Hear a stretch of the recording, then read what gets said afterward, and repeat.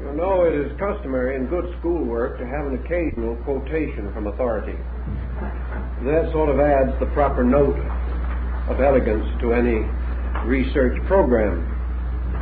And therefore this evening I want to read 2 or 3 very brief extracts to indicate another phase of our problem. The question is sometimes asked, who believes in Atlantis? Is it merely the old belief or superstition held fondly by a romantic group of thinkers, or do we have something more substantial? And of course, hunting around in the files, I've come across a few things that might have some interest to us. I'd like to mention that in 1912, M. Pierre Termier of the Academy of Science and the Director of Service of the Geologic Chart of France delivered a lecture before the Institut Oceanographique in Paris. For some reason, no one seems to know why, this lecture was translated and published completely in the annual report of the Board of Regents of the Smithsonian Institution for the year ending June 30th, 1915.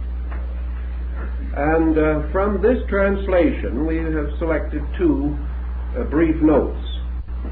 The French savant addressing the Institute declared, "It seems more and more evident that a vast region, continental or made up of great islands, has collapsed west of the Pillars of Hercules." He doesn't seem to qualify that, but I rather like his climax, because with the true spirit of a Frenchman, he had to really become a wee bit dramatic. So this appeared in the report of the Board of Regents of the Smithsonian Institution, quoting M. Termier. "I dream of the last night of Atlantis, to which perhaps the last night, the great night of all humanity, will bear semblance. The young men have all departed for the war, beyond the islands of the Levant and the distant Pillars of Hercules. Those who remain, men of mature age, women, children, old men and priests, anxiously question the marine horizon, hoping there to see the first sails appearing, heralds of the warrior's return. But tonight the horizon is dark and vacant. How shadowy the sea grows. How threatening is the sky, so overcast. The earth for some days has shuddered and trembled. The sun seems rent asunder, here and there exhaling fiery vapors. It is even reported that some of the mountain craters have opened, when smoke and flames belch forth, and stones and ashes are hurled into the air. Now on all sides a warm gray powder is raining down. Night has quite fallen. Fearful darkness. Nothing can be seen without lighted torches. Suddenly seized with blind terror, the multitude rushes into the temples, but lo, even the temples crumble, while the sea advanced and invades the shore, its cruel clamor rising loud above all other noises. What takes place might well be the divine wrath. When quiet reigns, no longer are there either mountains or shores, no longer anything save the restless sea asleep under the tropic sky. Can you imagine that appearing in the report of the Board of Regents, Smithsonian Institute? We didn't realize they were so fond of literature. But this points out the point that we want to make, namely that this subject has intrigued some very interesting people. And in connection with interesting people, there are some of us, a little older, who remember Vice President Charles G. Dawes. You remember him of the underslung pipe, and who later became ambassador to the court of His Britannic Majesty at St. James. Mr. Dawes took an interest in this strange subject for some reason, and he financed a search of the Vatican Library in hope of discovering among the musty old documents some key to the enigma. The investigation is carried on by a Yale scholar, and is particularly concerned with the Mayan dialect. The Vice President entertains the hope that the strange hieroglyphics deeply cut into the walls of temples or into the faces of mountains will, when correctly read, forever settle the Atlantis problem. So they come from a very interesting group. We all remember Donnelly, Ignatius Donnelly, who wrote a book on Atlantis. And we rather think of him perhaps as a wool gatherer also. But let us also remember that at one time this same Donnelly, under his real name, was a United States congressman and had quite a little to do with some very interesting and important legislations of a most practical nature, and not concerned at all with abstract or romantic subjects. And I found this also, which rather pleased me in bringing it out. Did Atlantis exist? A publication of the United States Department of Interior, Office of Education, Washington, D.C.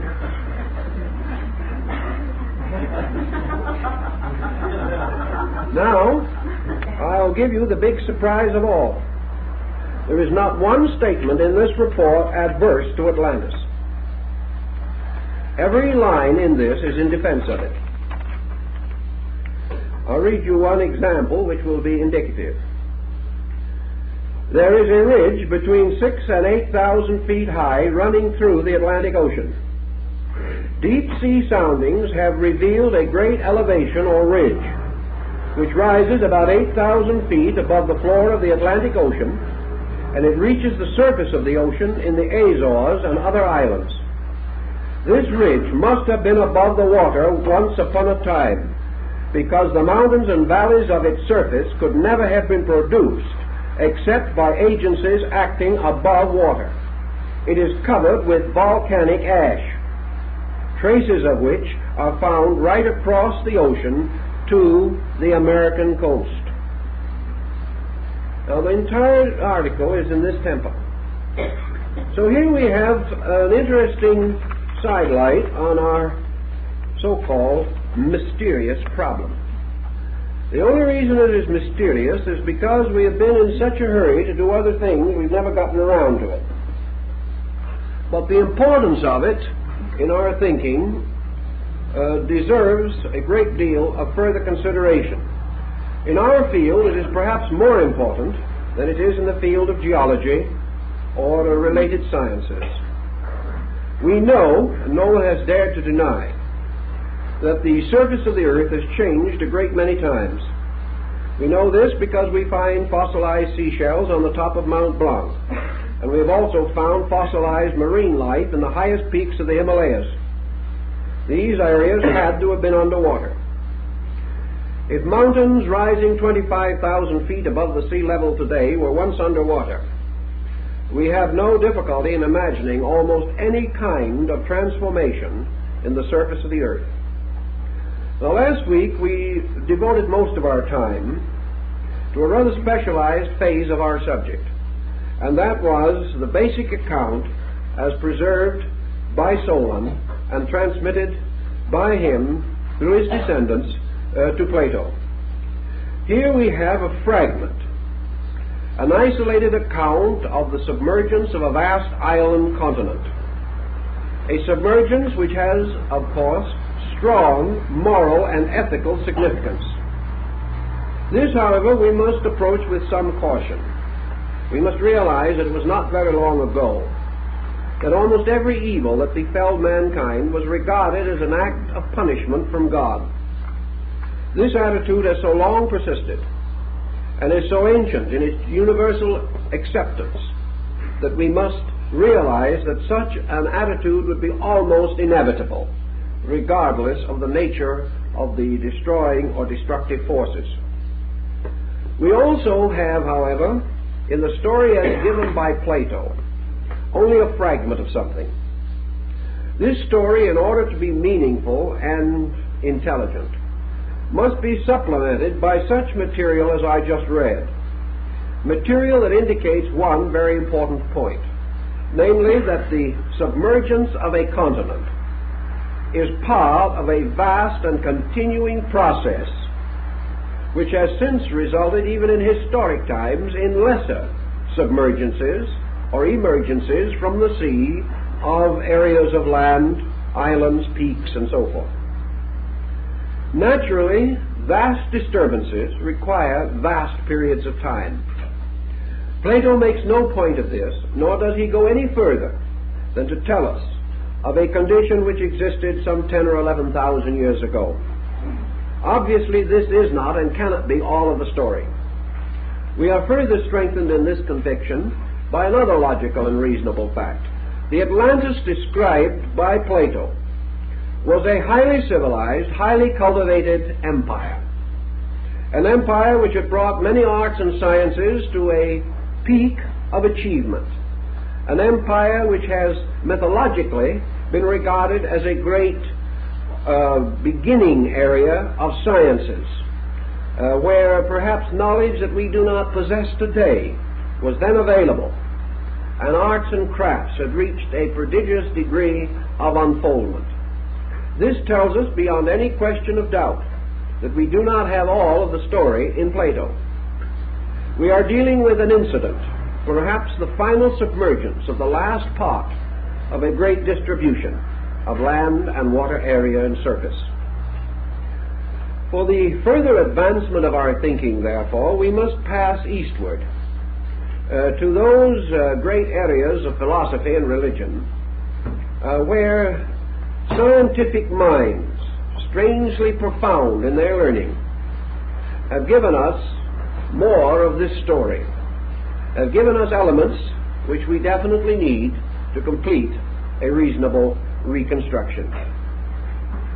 In the Oriental philosophy, Hinduism, and related philosophical systems, what we term the Atlantis story, which they use other names to signify, is not merely the account of the sinking of a continent. It is the account of the gradual growth of land and water distributions and the distributions of populations upon the surface of our planet.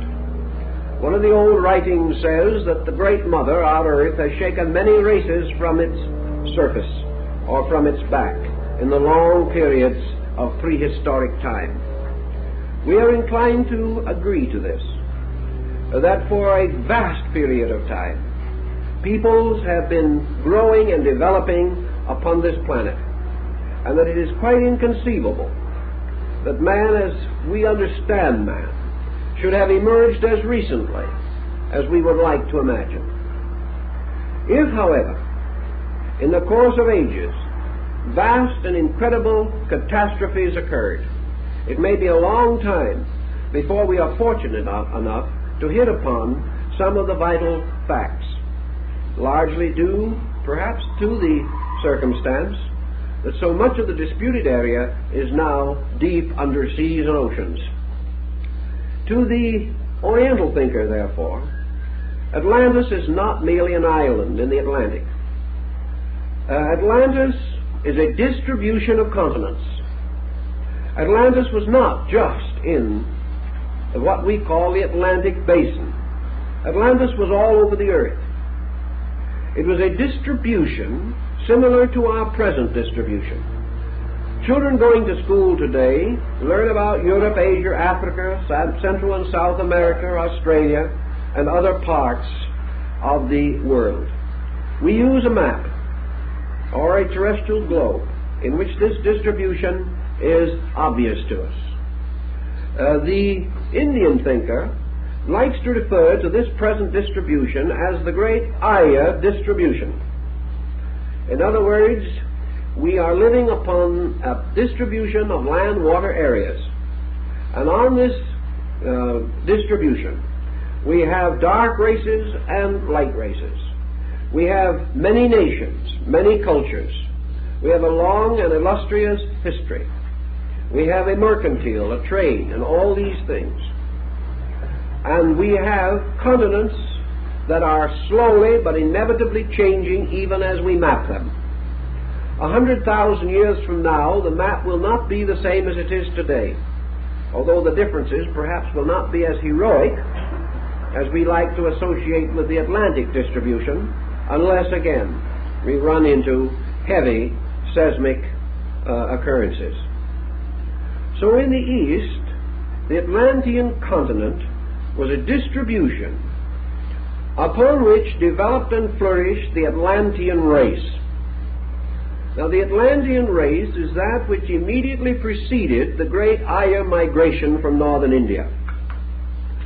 We do not like to use large terms in large generous waves, but to the Eastern mind, this great Arya migration and the classics and the great writings is assumed to have moved as early as 1 million years ago. Now, of course, as we told you the other evening, the very thought of such distant times causes the modern anthropologist to shudder. He doesn't want to think of these things. He wants everything to be recent and up to date.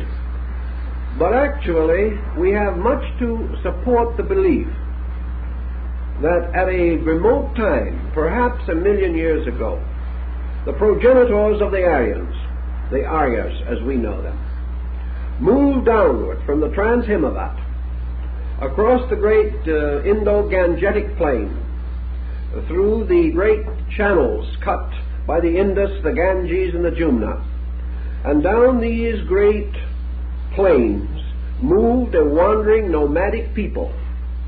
This people was ultimately to conquer the world. This people was to supply the races with which we are most commonly concerned today. From the early part of these migrations came the great Arya Hindu race. From it also came the Persian, the Iranian. From it came the Greek and Latin, also the Celtic, the Anglo-Saxon, the Teuton, and finally the polyglot, which we call the American. These peoples all belong to this great Arya migration. This migration, moving downward from Central Asia, did not move into an uninhabited world. When these peoples met the original inhabitants of India, they came upon the Dravidians, a very ancient stock. And here there in the world today, we also have ancient and mysterious stock, such as, for instance, the Basques and other culture groups, which cannot be traced directly either by racial structure or by language to any of the dominant cultures that we know today. These peoples moving down did not immediately expand, probably, very much beyond the boundaries of Asia. They moved down into that great land of India. They moved across, perhaps, to be stopped finally by the mountains that border Afghanistan, and on the opposite side by the seas that divide China from Japan.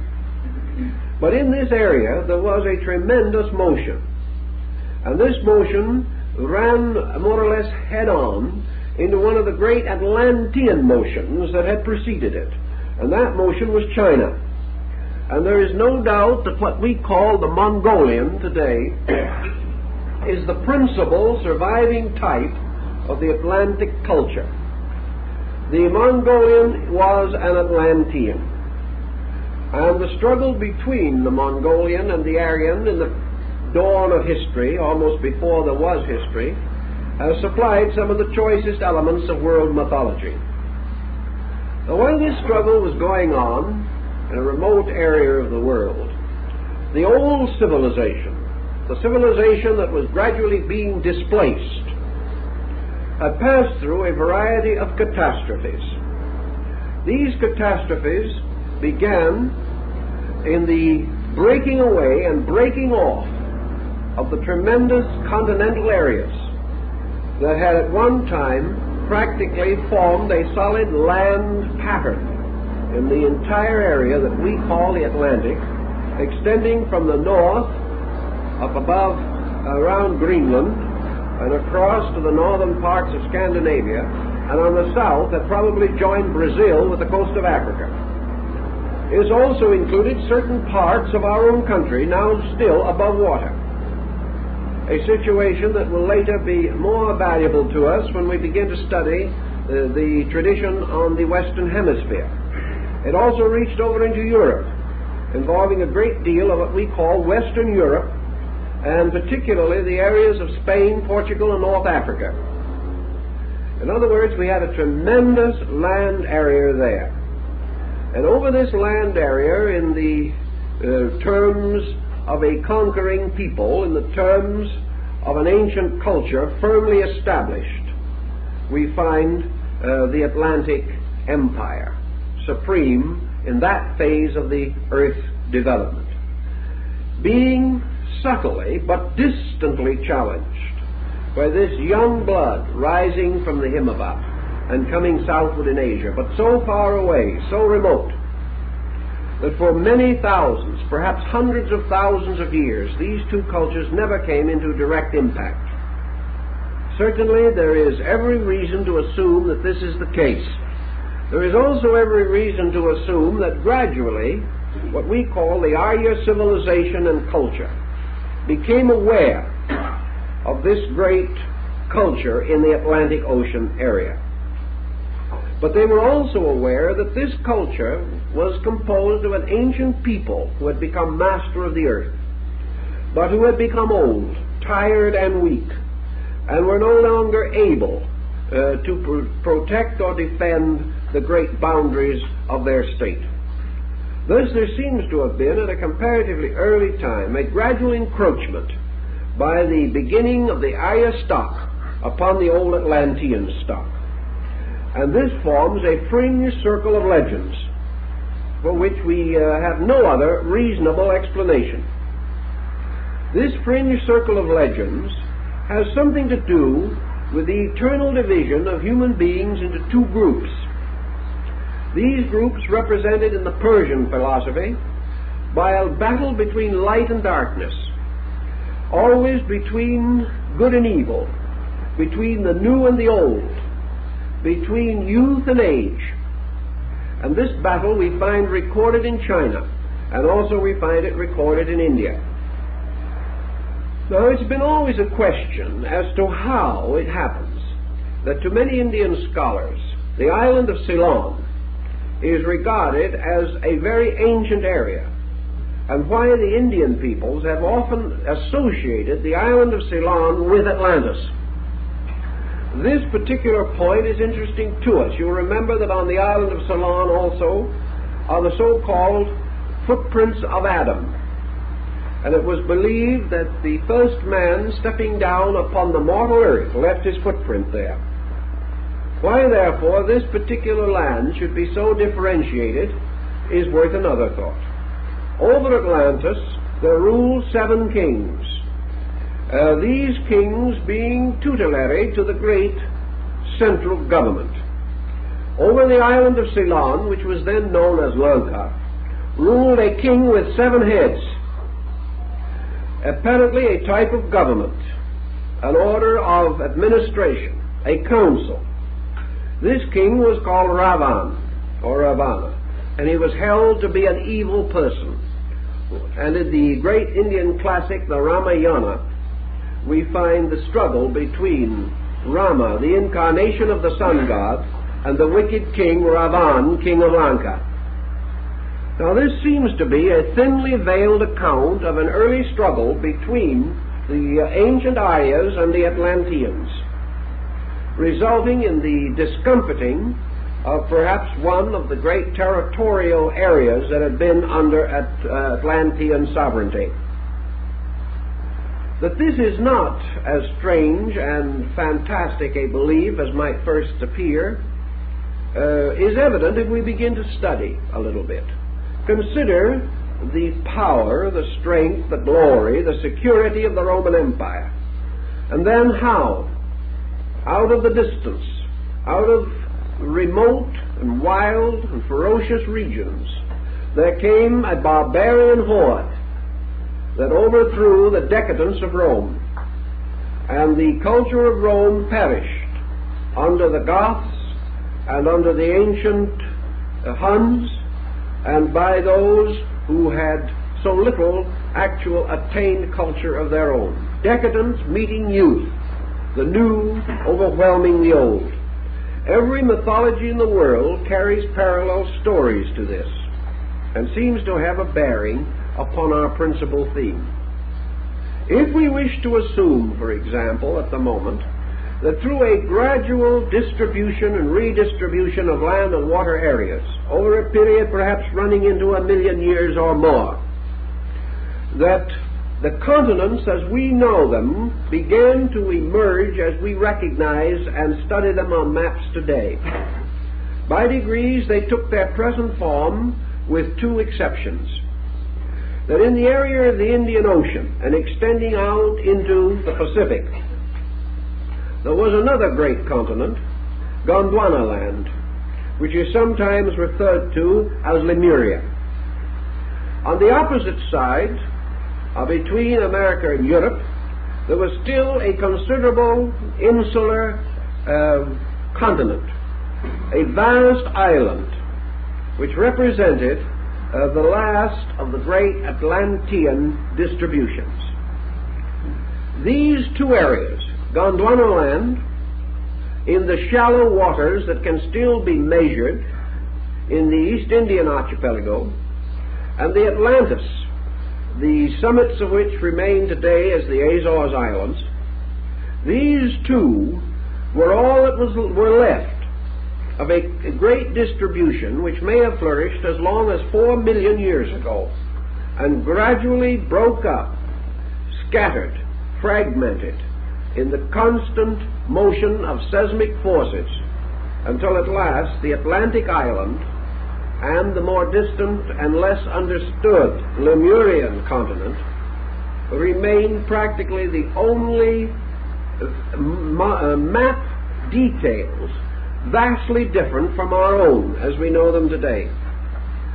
The legends and myths seem to imply that the ultimate and final form of the Atlantic island, the Poseidonus of the Greeks, perhaps remained comparatively unchanged for a long time.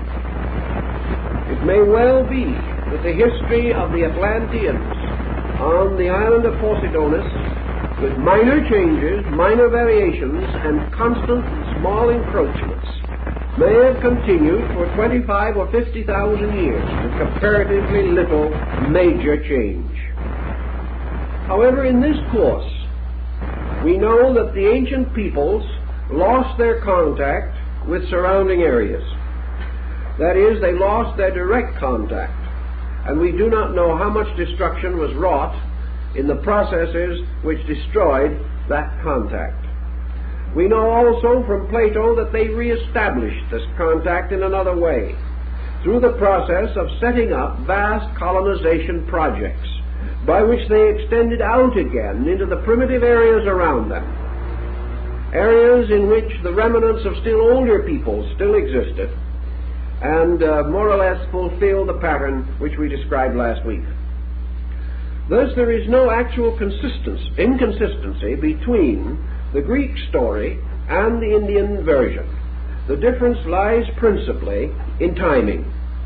The Indian version assumes a much greater antiquity and a much longer continental history than we find in the story as told by Plato. The Indian version also, however, gives us the same moral lesson, namely that this ancient land that was submerged, the demons that were submerged, according to the Avestic writings of the Persians, that these were submerged because of evil, because they had departed from the ways of light and of truth, and that the city of the Golden Gate had become corrupt with luxury, that the Atlanteans had departed from the laws of their great founding gods, and that because of this decadence they gradually opened themselves to the wrath of heaven. Actually, fictional writers and others have tried to fill in something of the condition of the Atlantean, and from the Oriental versions we gain other rather useful notes.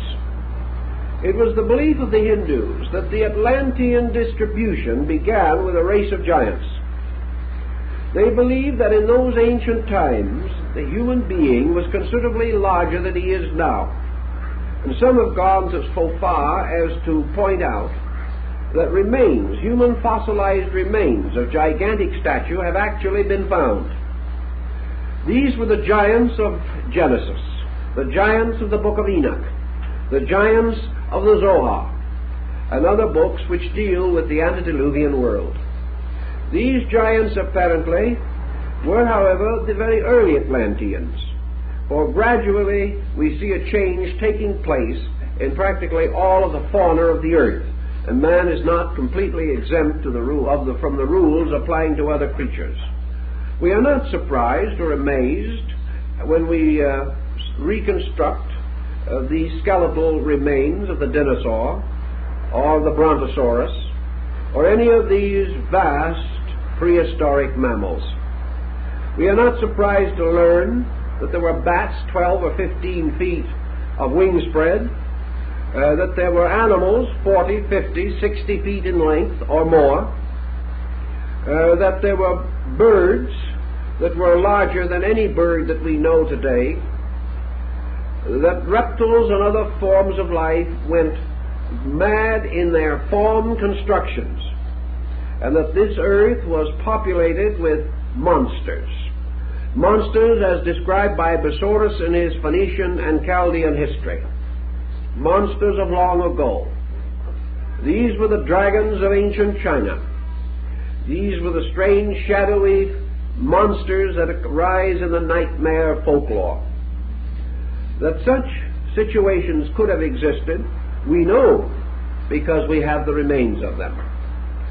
That man himself may also have been included in this process, this gradual reduction of size over a long period of time, a reduction resulting from the need to differentiate the mental structure of man's life. As more and more energy was required for mental brain function, as creatures by evolution required more and more acute sensory perceptions, and as the struggle for survival in a half-finished world became less and less acute, we see forms gradually reduced in size. We observe the gradual diminishing of animal size, and we perhaps can sympathize with the Oriental or the other ancient thinker who believed that man passed through a somewhat parallel diminishing of stature. The Oriental, however, does seem to like to remember the Atlantean as a person of heroic and vast proportion, a kind of giant, a giant in comparison to other men, perhaps 8 or 10 feet in height, certainly larger and stronger than those with whom we are usually acquainted. However, in time, this also seemed to have diminished until today the remnant of the Atlantean, as we know him, is a person of ordinary stature. Now, if we go back to our Indic mythology and our Chinese mythology, with which we are especially concerned, we note something of great interest to this point. Nearly all of the ancient heroes, the ancient gods and godlings of the East, were giants. When represented in statuary or carving, they are always represented larger. They are represented as of mammoth proportions, and the human being kneeling at their feet is of much smaller stature and less massive build. Now, we are told, of course, that this can be a symbolical situation, that by size is indicated spiritual importance. This perhaps is true. It could well be true in modern or recent art. But did our remote ancestor have the same feeling when 5, 6, 8,000 years ago he carved in this way? Was he acquainted with our explanation? Did he have the subtlety to make this fine distinction, using size to represent spiritual achievement alone? It is unlikely. It is more likely that he was basing his art concept either upon legend or lore, which related to the actual existence of giants or of persons of extraordinary stature. In almost every instance, reference to peoples or tribes or nations that could have been Atlantis indicate these gigantic persons, these giants. And these giants are the ones that passed away in limbo long ago. And the later Atlanteans certainly did not have such proportions. The next thing that is important to us is to remember Plato's remark that the Atlanteans were the first to wage war. So let us go back a little bit, both in the East and West, perhaps definitely in the East, to see about these wars. Now, we know in the Bible, for example, that there is a report of a war in heaven. We do not say that this war in heaven necessarily refers to the Atlantic situation. But we have a long, prehistoric, mythological tradition of war. War fought in remote times. And even as these legends go backward, these warriors do not fight with clubs and stone axes. And in your ancient mythological representations of prehistoric war, we have the gods fighting. We have heroic beings hurling thunderbolts. We have magnificent creatures in gilded armor and in bronze mail riding upon war chariots in the sky. We have great armies moving, not as bushmen or as some aborigine, but the armies of light and darkness, the armies of good and evil, the armies of Michael the Archangel, splendid, magnificent productions of artistry at a time when, according to our modern thinking, these people should have been wandering around in fur robes, if any, wielding stone axes. What about these ancient wars that were fought before the earth was formed, according to the Indian tradition? Wars for space, wars for earth and sky, wars between the Suras and the Asuras, wars between the Rishis and the Arhats of magic and the awful sorcerers and demons that dwelt in the dark underworld. These wars were splendid campaigns, and they went back a very long way. There is no history that does not have them. There is no legendary that does not remember them.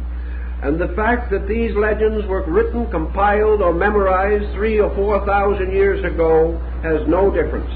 These wars were always fought long ago, even then. Far before the dawn of history, before there were men, there were monsters and giants fighting in the earth and in the sky, like the Greek Titans, and the strange emblematic and symbolic Hyperboreans that came down from the winds of the north, and against whom the Greeks felt so great a terror. All this seems to bespeak something that is not just what we have generally assumed it to be. We cannot just simply say that all these ancient wars recorded in China, in Japan, in Persia, in India, in Egypt, Babylonia, that all these ancient wars are just myths. Why should they be? Why should we imagine that our more remote ancestors, who did not have our psychological complications or our addiction to romantic dramatizations, why should they have done this? Why should they have all done the same thing? And why should these wars always come long before the foundation of the nations which we are immediately considering? These wars came in the East before India. They came in the Near East before Persia and Babylon. They came in North Africa before Thebes and Memphis and the rise of the dynastic kingdoms of Egypt. Always long ago, far away, the gods and demons fought. And even in some cases, there came out of the new races heroes who fought the old demons, who fought the dragons that guarded the treasures of the earth. And out of the struggle between giants, monsters, and men, there came what Carlyle calls the hero myth. The myth of the modern man as we know him, defending himself against terrors and horrors that we have no actual record of. Where do these psychological stories come from? Let us assume that they do represent, as some of our psychologists would have us believe, kind of archetypal dreams. Yet others of our psychologists insist that man cannot dream of something for which there is no reality somewhere, that he borrows from his environment and from his memory and from the traditions of his people these things which he will gradually metamorphose into personal dreams of his own. This is largely the concept of Jung in his work on psychology and alchemy. It is the concept that man is borrowing archetypal symbolism. But where was the archetype? Where was the archetype for the war in heaven? Unless to man it represented some mysterious occurrence in the dawn of himself. An occurrence that is so remembered that, like the deluge, it is scattered everywhere, throughout the world. We know that the Egyptians have their story of the deluge, that it is upon the totem poles of the totem Indians of our Northwest, that the Hopis and Navajos have their legend of how their ancestors came up through the earth on cornstalks or reeds to escape the rising of the waters, which were the results of the anger of gods who dwelt under the earth. Their symbolism is preserved for us in their elaborate sand paintings and in many of their more interesting and important rugs and weavings. We also know that in the valley of the Euphrates we have the same, and there are marks of water erosion nearly 200 feet above the ground on the outer face of the Great Pyramid of Giza. We know that the Sahara was underwater. We know that the Gobi of Mongolia was underwater. And how are we going to fit the circumstances of these strange records into this history which we mentioned to you before as belonging to once upon a time? A fairy story. A story which, however, lingers within the subconscious of man. If we believe that it is possible, genetically, for man's past, the collective past of his race, to be reborn through him in his subconscious memories, it is quite possible that locked within ourselves is the symbolism of the lost world to which we once belonged. If we believe in rebirth, the same concept may be locked within the psychic being that moves from life to life. For if there was an Atlantis and we are reborn, then we were the Atlanteans. This would give us a considerable food for thought, and might point out that as from our environment we attain certain inevitable conditionings, that from the greater geological environment of our world, the entire anthropos, the total body of man, has been conditioned since before the dawn of time. His conscious memory has no record, but what we call archetype may well be the dream locked in himself, the dream of terrible memory, memory that gradually breaks through here and there in some sensitive or unusual person, the dream which perhaps was rescued by priests and sages from long ago and was locked in their ancient stories, fables, and histories. In any event, we are dealing with a very intense psychological problem, one that we cannot easily overlook. Now, in India, the first official avatar of Vishnu, we know that the deity Vishnu, the personification and extension and embodiment of the great being who rules all things in space, the sovereign power, that Vishnu, taking upon himself the body of a fish, and called later in the sacred writings the one who was born from the fish's mouth, took upon himself this form in order that he might rescue a good man. So we'll go to the Hindu myth and see what we can make out of it. A long time ago, the world was ruled over by the gods, and peoples were true to the gods and loved them and served them. And finally, evil came, and selfishness and pride. And in the beginning of the Dark Age, evil became so completely rampant upon the earth that the spiritual truths were no longer regarded. And at that time a demon arose who stole away the sacred book of the law and carried it and hid it in the depths of the ocean. This demon who stole the Veda, or the law, taking away from man the light of truth, sought to enslave man with error, with false doctrines, and to lead him into bondage and servitude to the selfishness and arrogance of mortal kings. And when it seemed obvious that great trouble and great catastrophe was inevitable, there was a good man among these people, and the gods came to this good man and told him that he should build a boat, and that in this boat he should take himself and his wife and their 3 sons and their 3 daughters, or daughters-in-law, the 8 persons, and that they were to build this boat, and when the deluge came they were to float upon the surface of the water. And Vishnu, in the form of the great fish, took the rope or cord and steered the boat through the sea and brought it finally to safe landing. And then Vishnu, descending as a fish into the sea, fought with the great demon that had stolen away the law, destroyed the demon, and rescued the Vedas and brought them back, that the new people of the new world, populated by the good man and his family, might then have again a golden age of truth. Now, we do not know the date of this writing, but we know that it is considerably earlier than the legend of Noah. And yet the legend is exactly, essentially, and basically the same. Now, in the Chinese writings, we have also a very important legend. For in ancient times, the same thing happened in China. And when in the great cyclic life, the day of the great darkness came, the Chinese prophet and sage, who had been instructed by the gods, fashioned a boat. And into this boat he went for safety, taking with him his wife, their 3 sons, and the sons' wives. These 8 then in this ship floated over the oblivion. And these 8 are now referred to as the 8 essential trigrams, or the basic diagrams of the I Ching, or Classic of Change, the great divinational book of science known to the Chinese.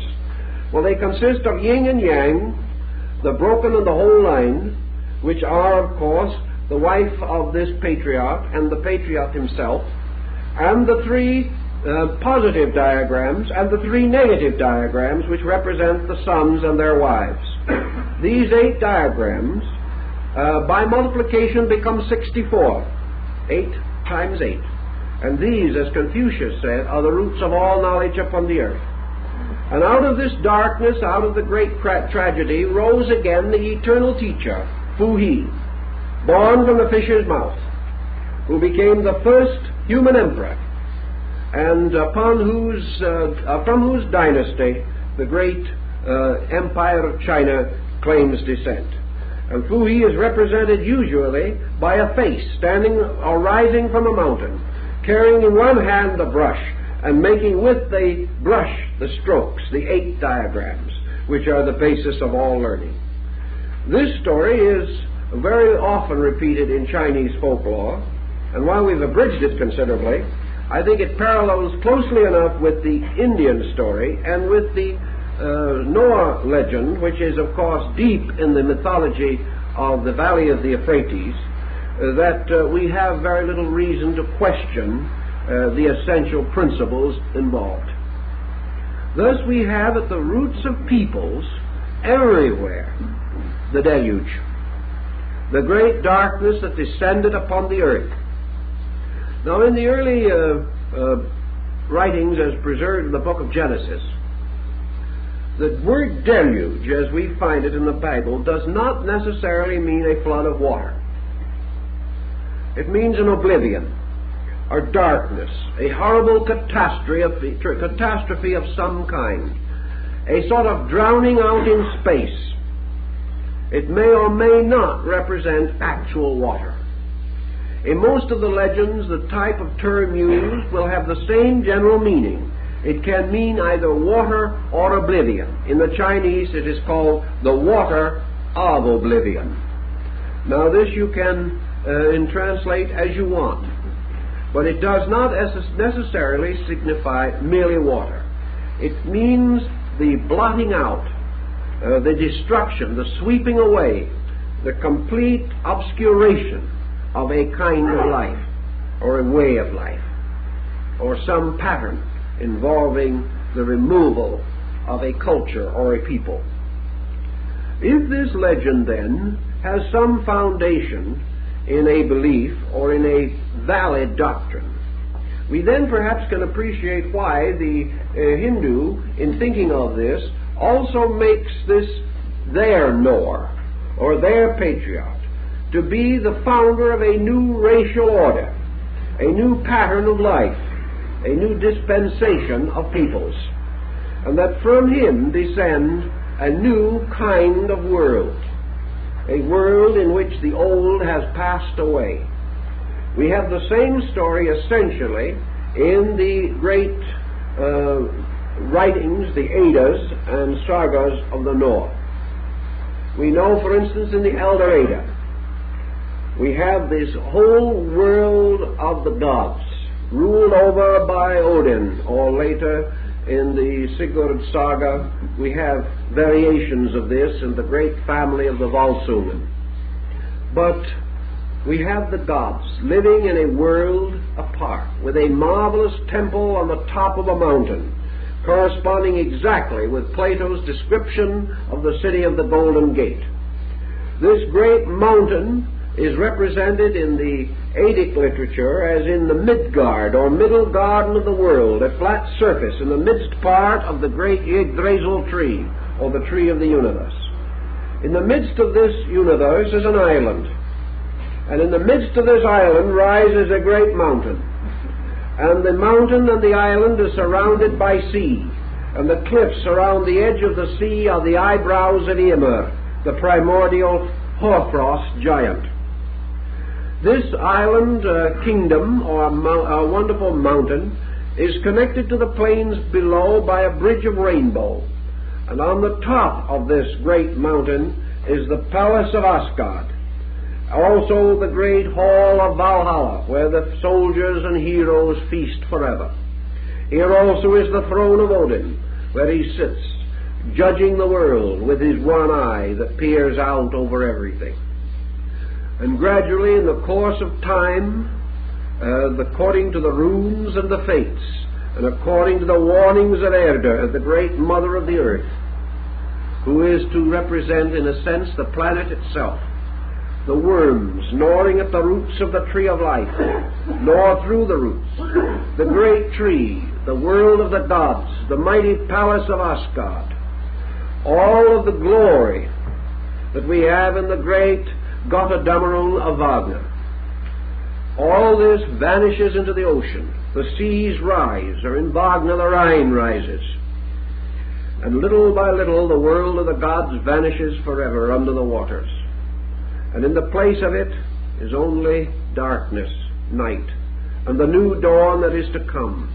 And on a high peak that escaped the deluge, in a cave, hid two persons, a man and a woman. They became the Adam and Eve of the new race, and they remembered only in their dreams and in their thoughts and in their fancies the ancient world of the gods that was gone forever. Now take all your legend away from this for a moment. Bring it straight down to the most simple possible interpretation.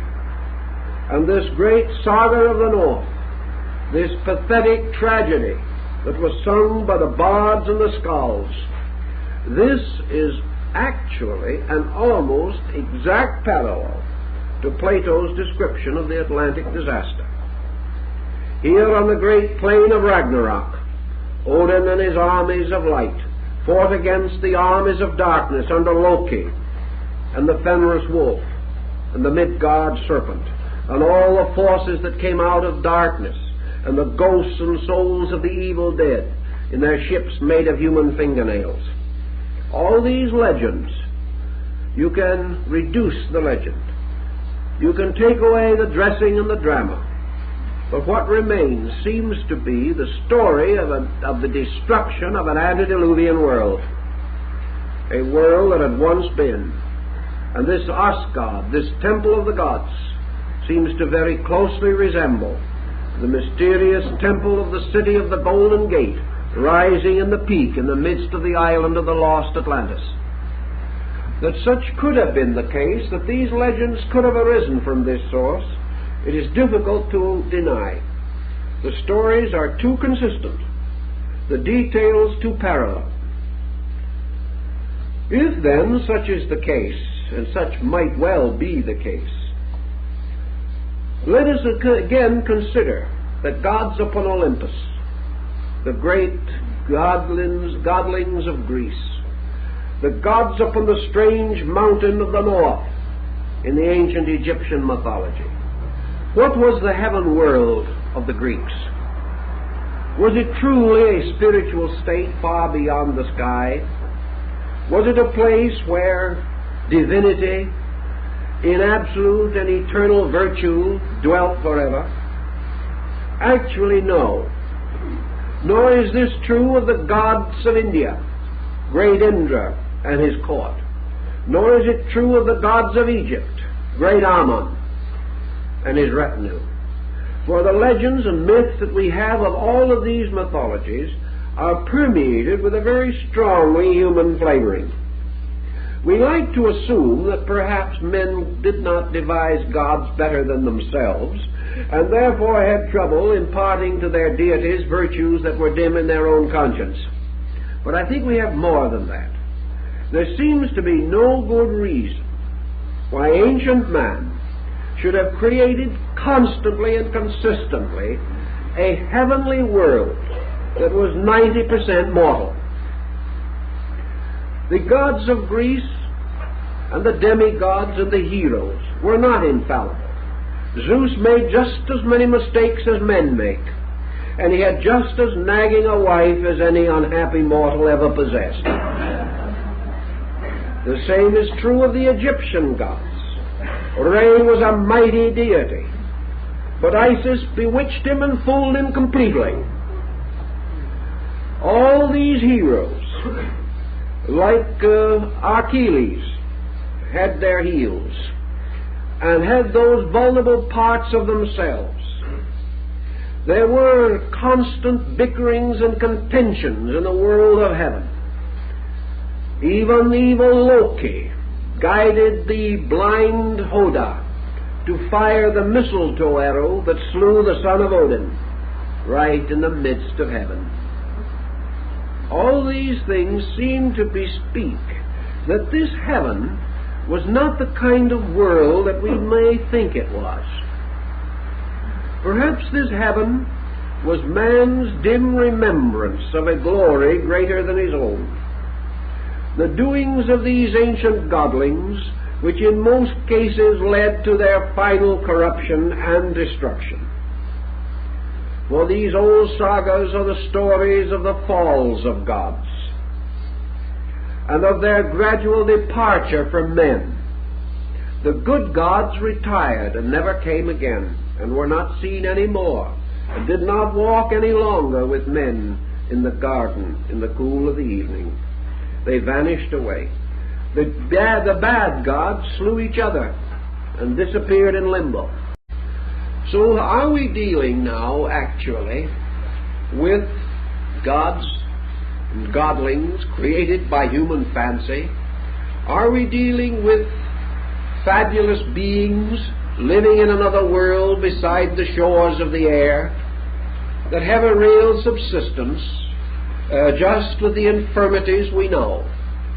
Or are these reports of something that came dimly to the memory of primitive man from some distant contact that he once had? Let us see what happens under such conditions in more recent times. When Cortez arrived in Mexico, he was not received as a man, but as a god. Word was taken that he was a divine being. He was not human. And the ancient Indians prostrated themselves and in symbol of homage placed his foot upon their heads. They reported men coming from the sky and from the sea and from the air. And when the Spanish rode horses, the Indians said they were centaurs. firmly believing in their early writings in the post-conquest period that the Spaniard and his horse were one creature. If as late as that this can happen, what could happen in the dawn of memory? What could happen in things that were old women's tales thousands of years before primitive man even tried to record them? There are these legends, these myths that have come down, distorted, but inevitably survive. And they all seem to possess the same basic pattern. And they seem to suggest that this world of the gods, that in every mythology preceded mankind, in every region and in every area, that this was a kind of real world, a world that some way preceded the kind of civilization and culture that we know now. This was a world of splendor, of great glory, of wealth and of power. It was a world also of tremendous authority, and perhaps of strange and wonderful arts and sciences, because these so-called supernatural powers that are always attributed to the gods, this power to sit upon his throne and launch his thunderbolts, accredited to Zeus and later to the Latin Jove, these things may also be memories, memories of a power or knowledge that once existed. We have been so indifferent in our search for the sources of knowledge that we have been perfectly willing to attribute them to some happy or unhappy mortal within the memory of our own history. We have never really sought to find out the beginnings of our own knowledge. We find somewhere in history a man who stood up and said something remarkable, so we decide that he invented it and let it rest at that. But the moment we begin to investigate these claims, we find that this modest man made no such pretension. And all our arts and sciences apparently originated within the sanctuaries of ancient religion. And these sanctuaries are also the sources of these legends. And according to the same groups of legends, these arts and sciences descended from the gods. They were not invented by men at all. Or if they were invented in some remote time by these strange, heroic shadows who have become considered semi or totally divine. Perhaps this is the mystery of how polytheism or pantheism came into man's religious life. Man in himself, contemplating the inner mystery of his own consciousness, seeks forever one God. Yet the legends of his background speak always of many gods, of deities good and evil, and of the wars between them, and the endless strife that distorted even the heaven worlds of ancient times. Next as important is perhaps the realization that whether it be in the heart of Africa, or whether it be in ancient America or Asia, there is always a relationship between the rise of mortal governments and the gods. Practically every important ruling house of antiquity claimed its descent from divine beings. They ruled by divine right. They ruled because in the dawn of things they had been strangely sanctified in some way, as Abraham was sanctified by the Prince of Peace. They seem to feel or claim that they had been of a divine blood, that they had come from the gods, and that behind the human dynasty is the semi-mythological dynasty of deities, as in Japan, going back and back and back beyond Jimmu-Temu, the first of the mortal emperors. Godlings going back to the sun, to the earth, to the moon. The great Rajput houses of India claiming their descent from Rama, the sun god, or Surya, the solar orb itself, or any one of the great spiritual authorities that belong to the age of the Ramayana and the Mahabharata, the great age of myths. Now, we've already mentioned the relationship of this age of myths to our Atlantic problem, and I think we are fully justified in beginning to contemplate this broad picture of a world that had attained to a considerable degree of advancement long ago, and that this advancement was blocked, stamped out, destroyed, but that the memory of it lingered on and will always continue to linger, and because of this memory has become an essential part of the spiritual, intellectual, moral, and even physical lives of practically everyone who has lived since that time. That from these have come the symbols and the great teachings and the great beliefs. Now, in the light of the same thing, let us assume for a moment that we are seeking to discover the axis or the central theme of the Atlantean culture. We have, of course, so little to go on, but we have something. And we have a number of points that are of interest to us. What was the great religious symbol among the Atlanteans? We have every reason to believe, from what we know, that to them the serpent was the symbol of God. We have also reason to believe that, as was later used by the Egyptians, and several of the early Phoenician historians and Roman historians were convinced, as we mentioned before, that the Egyptians were the Atlanteans who could not go home because of the destruction of their land after their invasion of Athens, or attempt to invade Athens.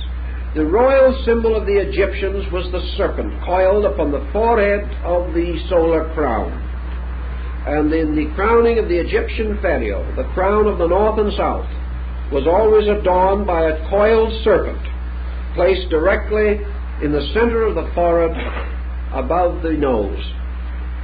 This symbol also comes to us from the great serpent balustrades of Angkor Wat. And on the Angkor Wat symbols, and in many other parts of India, including the serpent of eternal time upon which Vishnu sleeps in the ancient Vishnu Puranic literature, we always have a serpent with 7 heads. Now, Plato tells us that the Atlantic continent was composed of 7 principal islands, over which ruled 7 princes. We have already learned of the 7 heads of Ravan, king of Lanka, the Indian Atlantis. We have also constant reference to this peculiar septenary, the septenary of creating gods at the dawn of things. And we have the 7-headed Naga. We have the mysterious symbol, which many have firm conviction must have originally represented deity in the ancient Atlantean rites. We also know that this serpent appears wherever we have the motion of the so-called Atlantean or Mongolian culture. We have the mysterious serpents of Gobi. We have the serpent in the symbolism of Tibet and China. We have the serpent gradually metamorphosed into the 5-clawed dragon, the imperial symbol of China. A strange and wonderful emblem. We know that the dragon lore and the dragon symbol came more and more to be associated with the magician and the sorcerer. We also have the mysterious serpents of Latin America. Quetzalcoatl, the feathered serpent, was a good deity, not an evil one. We have the mysterious stone heads. We have the rattlesnake ceremony, with the rattlesnake as the messenger between man and the earth in the rites of the Quiches and other tribes of the southwest part of our continent. We have it among the Zunis and the Hopis, and even among the Navajo peoples. These symbolisms of the serpent with a raised head, we have generally associated with the serpent of evil. But even in the Bible, we are told, "Be ye wise as serpents, and as gentle as doves, harmless as doves." The combination of the bird and the serpent, the feathered serpent of Gobi, Mongolia, the flying seraphs, the symbols always of the ancient initiate kings, the symbols of the secret masters of magic in ancient times. And it is believed that by this, the Druids, who received it also, and used it twisted as a serpent symbol around the Orphic egg. That among these ancient peoples, this symbol had to do with the magnetic field of the earth. To them, the serpent was the symbol of pure life. To them, it was also the symbol of energy and of power. And the control of power and the directing of energy seems to have had something to do with the rising wisdom of the old Atlantean savants or priests. There is the consistent and continuous report that among these peoples certain sciences were advanced, until man, having attained to a level of knowledge greater than his morality, having come into a power greater than his virtue, turned this power to the exploitation of his own kind, and gradually, through skill, devised methods which unbalanced the natural equilibrium of natural elements, and as a result of that, loosed the great volcanic fires upon himself. When the priests discussed with Solon the mystery of the lost Atlantis, they told him that it was destroyed by fire, but that there would be another race rise that would be destroyed by an invisible power moving in the air. We have remembered this legend, we have thought about it, and we cannot but wonder if the strange power that brings death in the air is not close to some of the things that we are presently concerned with. Now, in the last 25 years, the problem of Atlantis has come of great importance. But it goes back earlier than that. I can say rather safely, I think, that from the time of the Neoplatonists of Alexandria to the rise of Francis Bacon in the 17th century, one heard very little about Atlantis. Men at that time were concerned with it only as the possibility of a land to be explored in the West. It came to be associated with the islands of the Hesperides. It became also the blessed land and the land of hope, and efforts were made to parallel it with the mysterious land to which King Arthur was taken after he was mortally wounded at the Battle of Camelon. Actually, however, philosophically, Atlantis was not given much consideration, except as a problem of possible crisis in navigation. However, with the rise of science, with the beginning of a new way of life, we see Lord Bacon beginning to sound certain warnings. We see him using the symbol of Atlantis as a means of distinguishing a new empire that was to rise in the Western Hemisphere. A world of science, a world of progress, a world built around the dawn of the great scientific, humanistic instrument of logic and reason which we know today. In other words, the whole theory, the whole system, was locked in the concept of the great scientific method, the method by which we would learn to wrest the secrets of nature from her, in which we would have power perhaps more dangerous than we could possibly know. As time went on and man in the West became ever more scientific and ever more progressive in these things, the interest in Atlantis has correspondingly increased. It seems that perhaps this continent was submerged not only beneath the waters of an ocean, but within or beneath the subconscious ocean of ourselves. That somewhere in the subconscious part of our own nature, the warning of Atlantis still resides. And as our days of progress become more rapid, we become more and more conscious of a world that once vanished away, and the possibility of our repeating this catastrophe in our own generation and in our own way of life. If this is the case, it seems that a subconscious association mechanism is operating. For every day the interest in the mystery of Atlantis increases, and this fatal interest is locked with the circumstances which caused the destruction of that ancient continent. How then shall we go a little further with the Atlantean religion? I think we may safely say that from the remnants that we have in various parts of the world, remnants of instruction, that what we call the mysterious temple of the Golden Gate on the ancient island of Poseidonis is a kind of archetype of the mystery temples of the ancient world.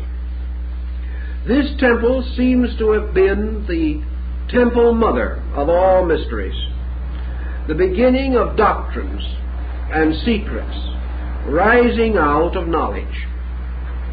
There is an ancient belief that Atlantis could produce scientists, but could never produce a philosopher. That there was a certain element of reason that was deficient in these people. That they became masters of certain methods, which they preserved and perpetuated with utmost skill, but that they were never able to produce the great reflective power by means of which man recognizes the depth of personal responsibility.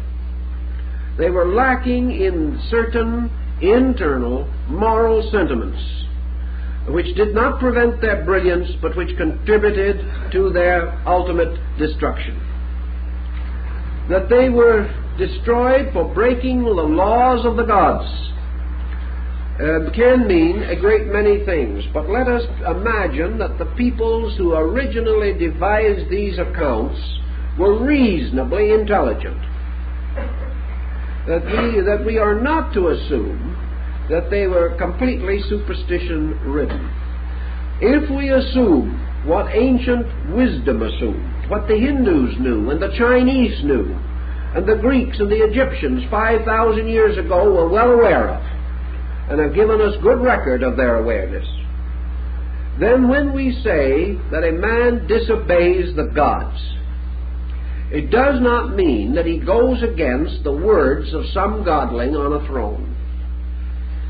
Disobedience to the Word of God or to the will of God always means the breaking of natural law. That is what it always has meant and always will mean. The individual who has a stomach ache is not punished because the gods take a particular dislike to him. He is punished because he has broken the laws which are the foundation of man's survival and the secret of his way of life. Therefore, an offense against natural law is the natural offense against God. The ancients were fully aware of this, that the laws of nature are the outflowing expression of the will of the Creator. That who breaks the laws of nature disobeys God. This was the belief of Pythagoras. This was the belief of Buddha. This is the great moral burden of the Institutes of Manu. That these great laws exist and will be obeyed. Now, how do we disobey the laws of God or the laws of nature?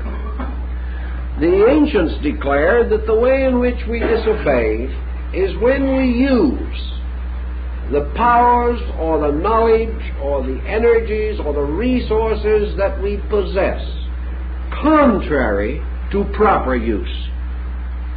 That the individual who uses well is rewarded. The individual who uses badly or abuses is punished. Punishment and reward, therefore, have nothing to do with the dictates of an arbitrary personal deity. They have to do with the individuals transgressing or keeping the laws of nature, which are the visible expressions of the will of God. Under these conditions, the Atlanteans, who were punished for disobeying the gods, were undoubtedly punished for some form of conduct or action which was contrary to the rules and laws governing the way of life under which they existed. According to the nature of the catastrophe as described by Plato and also recorded in other works, these Atlanteans grew great with pride. Well, pride might be regarded as the form of disobedience, but pride in itself produces only minor catastrophe. It is the proud man who suffers ultimately. But we do not assume that the proud man is going to be destroyed by a bolt of lightning. Pride, arrogance, and as the Indian reports suggest, a man believing himself to be greater than the gods, and thereby declaring himself to be free of their laws, making laws unto himself, believing that his own will is stronger than universal will, believing that his own desires are greater than universal desire, that this constitutes the disobedience referred to. This is also, of course, the basis of the rebellion of Lucifer.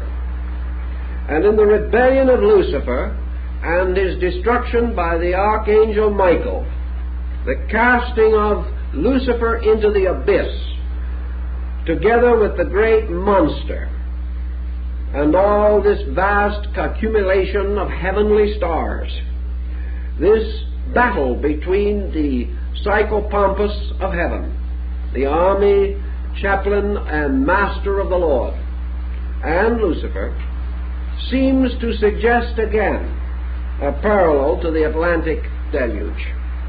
The casting of Lucifer into the abyss seems to have to do with the humbling of great pride. Now, when we grow proud, it isn't the fact that we think we have better clothes or a better home or something that takes the dangerous form of pride. The pride that causes destruction is nearly always pride of mind, pride of will, and the kind of pride that causes man to lose his universal kinship with life around him. It is the pride of the Pharisee of the New Testament who gave thanks that he was holier and greater than others. But this pride even so is childish unless it inspires or impels the individual to an open rebellion. If it causes a people or a nation or a race to violate collectively the laws of the world in which they live, then such a people may well bring itself to destruction. The implication all the way through the story, the nature of the destruction, the record of the Egyptian priests, and all of these things seem to imply that the Atlanteans had in some way become possessors of secrets of nature, secrets which they were able to abuse, secrets the abuse of which constituted so vast an iniquity that in some way it unbalanced the natural equilibrium of the world and caused a terrible disaster. Now, that man's action can, under certain concerted circumstances, create disaster is not an unstudied phenomenon. For a parallel between pestilences, seismic catastrophes, earthquakes, tidal waves, and similar things, as these in their periodicity follow closely upon wars and civil strife, records of such parallels have been kept. And we know that every great social outburst of mankind on a destructive level has been followed by natural disaster.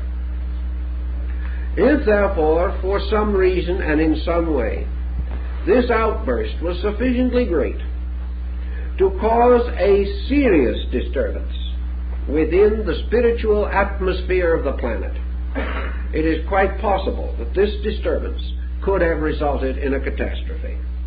Therefore, the assumption has been always among the writers and students of this phase of the subject that the Atlanteans in some way got hold of what we call science, some form of it.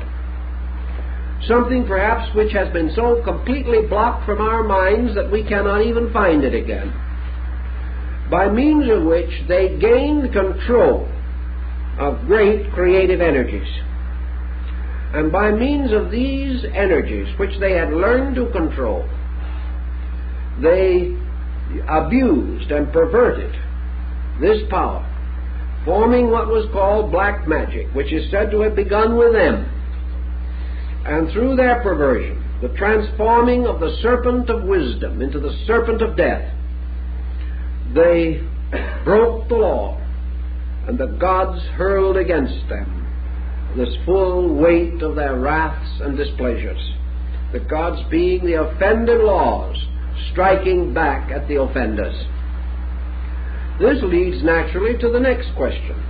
What kind of laws and how did the Atlanteans break these laws?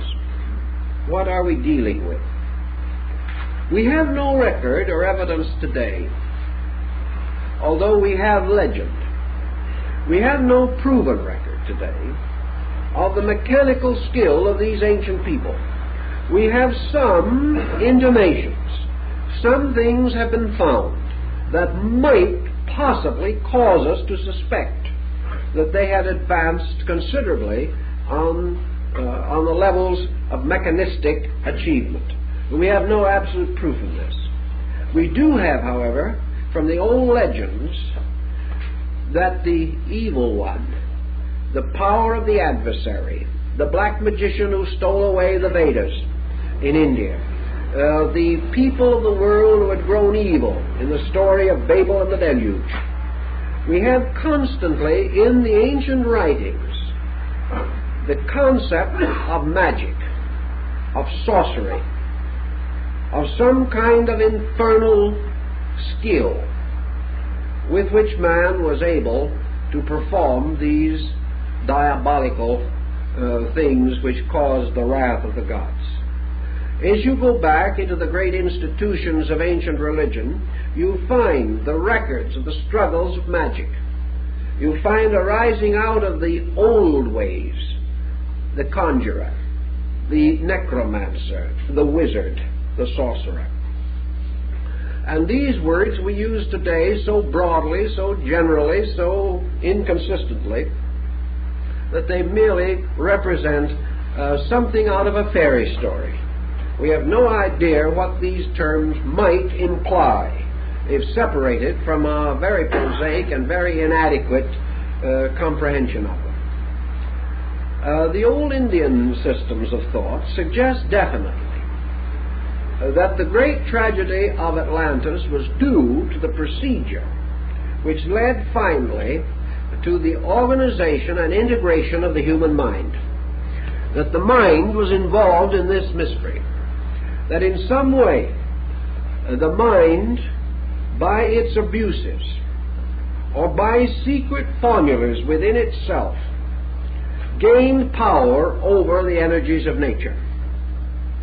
That instead of building machines, these ancient peoples developed a kind of mentality, a mentality far beyond anything suggested by the extrasensory perception gamut, a kind of mind over matter, a kind of power of mind to dominate the action of natural law. This was perhaps a phase of will and yoga.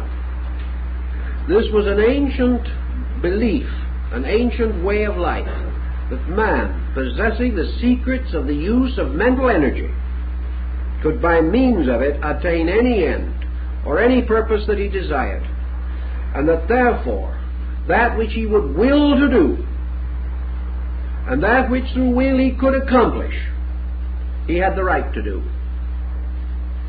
Therefore, the utter autocracy of his own will, and the skill to exercise that will.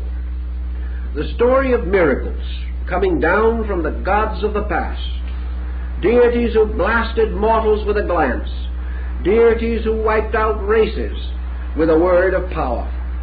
All these things seem to suggest that at some remote time man had a knowledge of the use of mind as a direct instrument of knowing, as a direct instrument by means of which he could control the operating forces of nature. Paracelsus declared in the 16th century that such power existed, that he had witnessed it, that it was not completely lost. And we have reason to suspect that a great many of the phenomena of Eastern magic and of strange ancient reports, like the magicians of Pharaoh's court, these things have to do with a kind of magia, a magic of mind projection, and that this could conceivably have been carried to a very high degree. That it is quite possible that these persons in the ancient Atlantean world were not so different, but far more skillful, and that in reality they were the glorified aspects of the shamans, of the various sorcerers and wizard mongers of Siberia today, that they represent the same type of power that we find in voodoo and in Africa, namely the mysterious ability to control minds, that they possess to a great degree this mental science, this science of forcing the universe to obey the will of man. This might well have been their arrogance.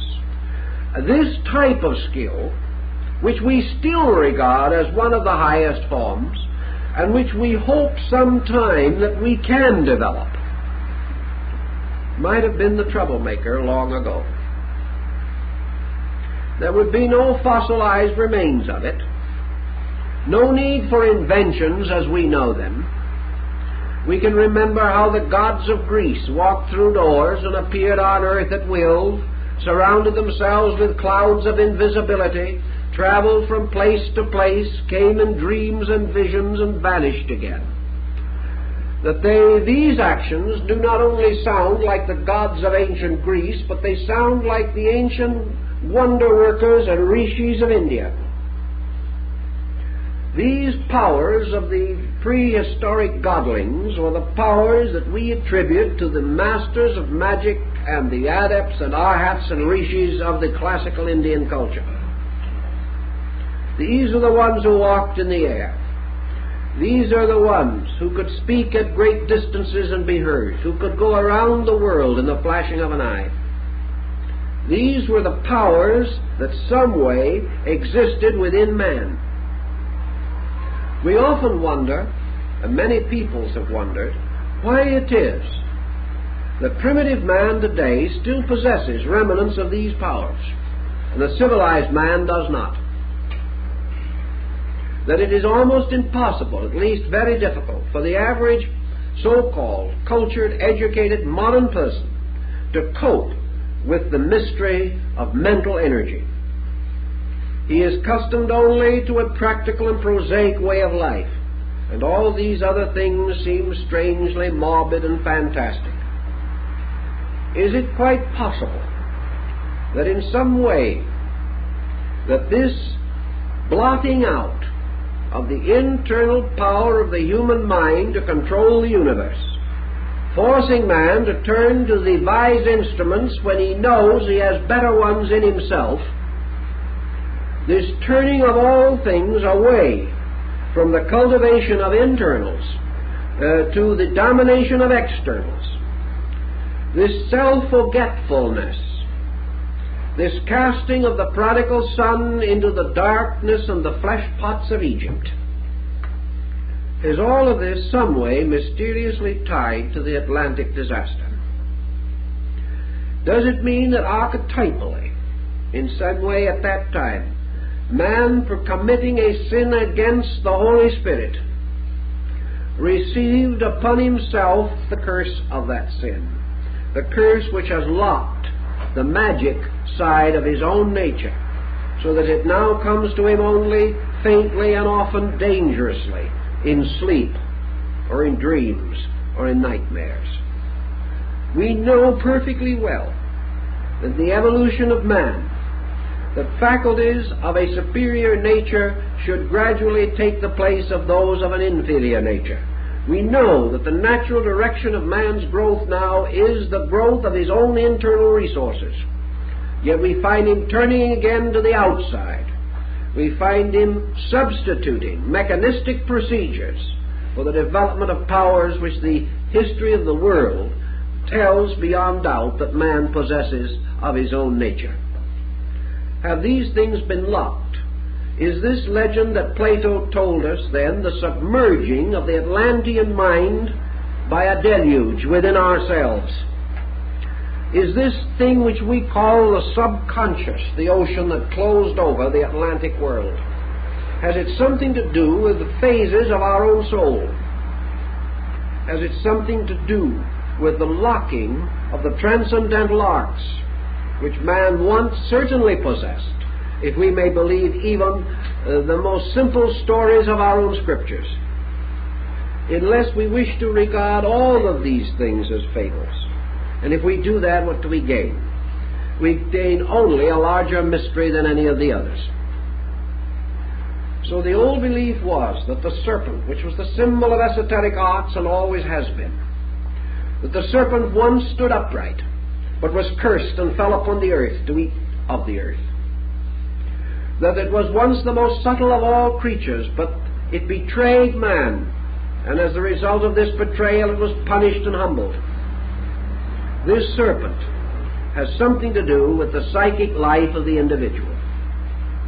And it also has some way a binding in with the ancient Atlantean kings. Thus in the legends we do not need to assume that Atlantis was destroyed by the premature discovery of atomics or something of that nature. Because what we call atomics today is nothing but man blundering outside of himself with laws that he should be working with within himself to find the natural and proper way to apply these energies for the unfoldment of his own consciousness, so that he shall truly know good and evil, which he does not know today. So our problem is that the evil of Atlantis, the magic of Atlantis, was very possibly and almost certainly, if there's any truth in the old legends at all, the result of man's premature effort to conquer by mind a universe which is actually a spiritual world. The effort to subdue or to subject consciousness to intellect. In so doing, placing the human ruler above the divine and making the gods the servant of man instead of man the servant of the gods. For this the great punishment came upon him, the punishment of madness and destruction and death, the punishment that wiped away of civilization and great culture, leaving not a rack behind. Thus, the Atlantis myth, as Plato describes it, could well be of the greatest and deepest importance to psychologists and psychiatrists and all those who deal with the locked parts of man's internal dark life, the part that might well have been submerged or gone down in a great catastrophe in the very beginning of his existence. Supposing in an early struggle between will and consciousness, man set upon himself the whole psychic framework of his present psychotic pressure, that all our intensities, our neuroses, and our frustrations are due to an Atlantean catastrophe in ourselves, the locking and destroying of a psychic overself that was sacrificed long ago and is still sacrificed to make possible the strange obscuration of values from which we have suffered ever since. Now there's another interesting point that we might bear in mind, and that is that it is said that in Atlantis, there is a legend, that the Atlantean was left-handed. Now just exactly what does that mean? If we are to study this a little bit, let us take writings of various kinds that are written from left to right and from right to left. Let us go back to the old idea. And we find in ancient religion the idea that those works which are the works of God shall be performed with the right hand, and those works which are surely the works of men shall be performed with the left hand. With the right hand man shall touch clean things, with the left hand unclean things. The right hand and the left hand therefore seem to have some bearing upon our consciousness. Count Louis Hamann, Cairo, whom I knew many years ago, the great palmist, made a very simple statement based upon all studies of palmistry.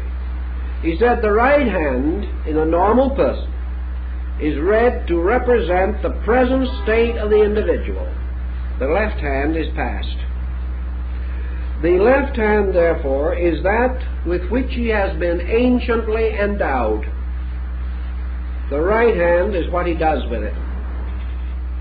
If we take this symbolism, Atlantis, the left-handed man, that which is the ancient endowment, something that has come down, something that belongs to us, and something across the face of which has been drawn a veil. The same veil that divides every human being, not only from the past behind his birth, but also from the dark source which is behind his body and his personality. The ancient rituals of the right and left hand seem to be much concerned with this. For in sorcery, certain things had to be done with the left hand. Magic figures to call demons were done with the left hand. Magic signs to invoke angels with the right hand. The old sorcery goes on.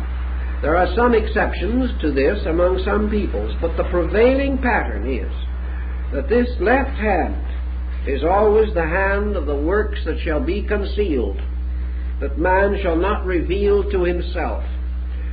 This is the hand that doeth the works that the right hand shall not know. Let not the one hand know what the other hand doeth. And what the other hand doeth, in far as the ancient world is concerned, man does not know. He knows that he has come down through the veil. Why is there this veil of history? Why does everything that we seek to know about the story of man come up against a blank wall that corresponds very close with the destruction of Atlantis? Was there some psychic cataclysm at that time, not only visible but invisible? Was the principal part of this cataclysm invisible? Was the Atlantic story only a fable to describe a spiritual fact in the growth of man? However we wish to look at it, we know that we are in the presence of a very profound riddle. A riddle which will not be solved even if we discover the landmarks of an ancient continent. If we should tomorrow discover the ruins of the city of the Golden Gates, we are not sure even then that we possess the secret, any more than Dr. Breasted was sure that we knew the secret of the Egyptian language simply because we had the Rosetta Stone. The possibility that Plato was a man of philosophic insight and initiate to the mysteries used this story for a totally different reason from that originally intended is possible and reasonable, especially when we know that a story of parallel nature, obviously with double meaning, has appeared in practically every early religious writing of mankind. What then are we actually working on? Are we working merely upon this simple story, or are we working upon something larger and more important? The Chinese tell us that at death, every individual passes through the Atlantean mystery. For in this, his objective life is submerged in the unknown. That Atlantis is repeated in each individual at the close of a life cycle.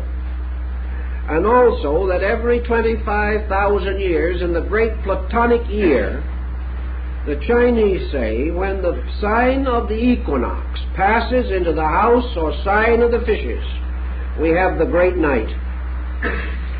Now actually, we are now, therefore, enjoying that blissful interlude, because the equinox is at this time taking place in the sign of the fishes. From about the year AD 325 on for over 2,000 years, the equinox takes place in the sign of the fishes, which is, according to the Chinese, the sign of the deluge. Their symbol for this is that it is the age in which the good man and his family must carry the truth across the darkness until the dawn of another world. They expand this, the king, by explaining that in the day of darkness, when virtues fail, when is almost as in the Indian concept of the Kali Yuga, when all of the great values go into poverty, in what Plato calls the eras of sterility, the great ideals of the race languish, the great institutions of man decline, and in the words of the Hindu, every man who has an elephant shall be called a Raja. It is the time of power, the time of pretense, the time of materialism, and the obscuration, when again the book of the law is stolen by an evil demon and carried to the bottom of the ocean of oblivion. It is in that time also that the great being Vishnu, who is the Savior of worlds, who speaks in the form of Krishna to Arjuna at the battle of Kurukshetra, Krishna says, when virtue fails upon the earth, then I come forth. And according to the ancient Chinese, it is in this age in which the good man and his family in the boat are going across the great sea of darkness that the deity in the form of the fish comes to guide the boat to the safe haven. Thus, apparently, the Chinese and the Hindus both recognize that the age of the fishes is the time in which the great ideals of man must be preserved and protected by a few, that they will not be popular, that they will not control, that the great and good things will struggle quietly and silently for survival, that in these days false things shall be called great, and great things shall not be known, but that by virtue of the grace of the divine power, the mysterious patriarch and his family, symbolizing those of noble insight, shall be carried safely across the darkness, and from their dreams and ideals shall come forth the progeny of a new world. This, accordingly, is also a Chinese concept of the Atlantis cycle. There is no doubt also that in the great Brahmanic year of India, the year composed of 4,320,000,000 mortal years, that this is surrounded by the great pralaya, the sleep of the gods, and that the Atlantic story can also bear upon the great dissolution that follows all cycles, the alternating days and nights of Brahma, the outpouring and the inflowing of universal life, and that in the inflowing, when the silence and darkness comes, then the seeds of life, the germs of life, the archetypes of life, move like a little ship upon the surface of the darkness and are carried across the oblivion to the coming of the new day, just as the soul and life seeds of the Holy Arhat are carefully preserved and carried across the darkness from embodiment to embodiment. Thus there are many allegories involved in this whole problem, and upon the greater the lesser has been built, and upon the lesser the greater has been conceived. These things the Hindus studied mathematically and astronomically, tying it all into one gigantic picture. And they believed that all things follow patterns, therefore that to possess the key to one of these great cyclic patterns is to understand the principle underlying all of them. By such concept and by such analogy, we have an eternal Atlantis myth, a myth which has to do with the dying of worlds. We have a small Atlantis myth which has to do with the dying of men, and we have between another Atlantis myth which has to do with the dying of races, with the endless changes in the forms and patterns of things. We also in every instance find that this dying is due to abuse, due to the exhaustion of resources, and perhaps therefore the Indian saint is not so wrong, when he says that all dying is due to abuse, and that the individual who attains perfect contemplation and the perfect transcendence of consciousness over mind is immortal, therefore cannot sink under the ocean or go into the darkness of some lost world. There are so many ways in which we can approach this lesson. From the Greek side, the moral. From the Eastern, the Hindu and the Chinese side, the rational. The strange, deep involvement in law, in magic, in use and abuse, and of the great struggle of mind and matter, and finally the struggle of mind and consciousness.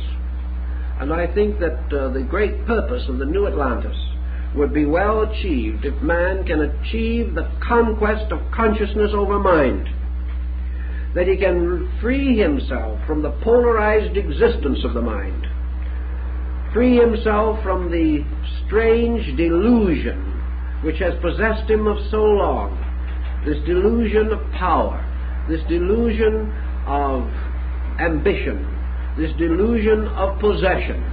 For Plato tells us, for these things the Atlantean died, because in the search of them he gained a skill which he used selfishly, becoming a black magician, accomplishing his end by compromising his relationships with the universe. It is by these ambitions also so fell the angels. It is by these same misuses that modern man has drenched himself and his world in blood since the beginning of history. If, therefore, this solution lies somewhere, it must lie within man. It must lie in the correction of the basic faults which destroyed Atlantis. And these faults which have destroyed every man and every woman since Atlantis. These faults of selfishness. These faults of the so-called victory of the mind with its fears, its hates, its grievances, its prejudices, its conceits, and its opinions, by which man has always defeated his search for truth and destroyed his quest of life. Therefore, the curse of the Atlantean has fallen upon us. The curse of our own mindness, the curse of egoism, as opposed to the universality of things which alone can solve our problem. Now, it's quite possible that in a moral world all these legends were fitted together to contribute a great overtone to our Scripture. But it is also quite possible that these legends relate back to a factual circumstance which was the supreme example of everything implied, the first and dynamic proof that man, breaking the law, must perish. And certainly this has been the moral burden of the story since the beginning, and is still something which we can enjoy considering.